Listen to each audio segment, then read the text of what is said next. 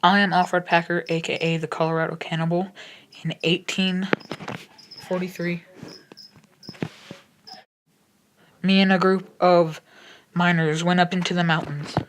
When we were on our way to the mountains, we came across a reservation and talked to the chief to see how the weather was up in the mountains. He warned us to not go up into the mountains till spring because there was a major storm coming. But we decided to ignore him because our thirst for gold was so strong that we needed it. We decided to stay the night in the reservation and head up to the mountains in the morning. A couple days into the trip, our food reserves were getting low because we didn't pack up to be there for a long period of time. On the third night, when we were in the mountains, we had to eat flour and water mixed together to keep us from starving. The day after we had to eat our flour and water, we came across a small valley where we could stay for a couple of days to at least keep us warm and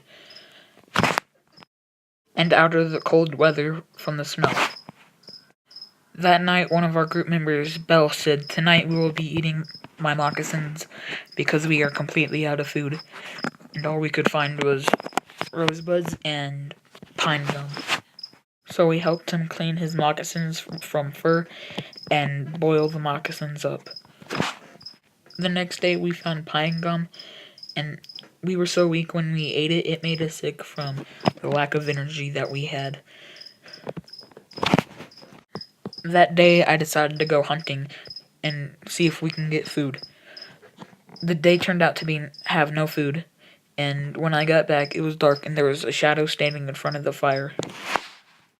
He came at me with an axe, but I pulled out my gun and shot him in the side, but that didn't seem to stop him, so I had to take the axe out of his hand. I had to kill him to stop him from trying to kill me because we had no food.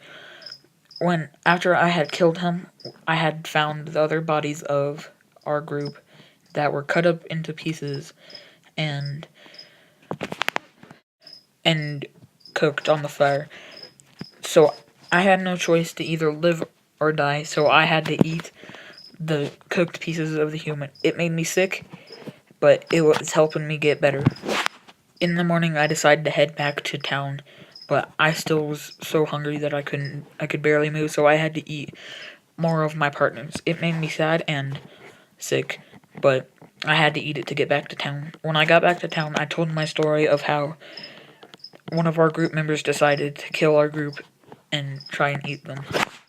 But no one believed me, so on my way back to my home, the sheriffs came and picked me up and took me to jail. I spent 15 days in the county jail.